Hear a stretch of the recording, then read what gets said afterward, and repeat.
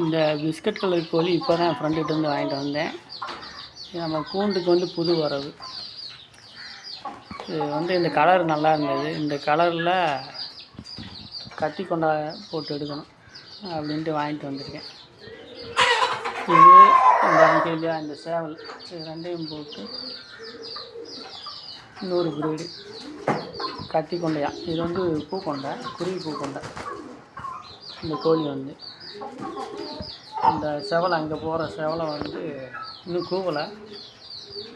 இது கத்தி கொண்டை நல்லாயிருக்கும். நம்ம பழைய சேவலோட ப்ரீடு.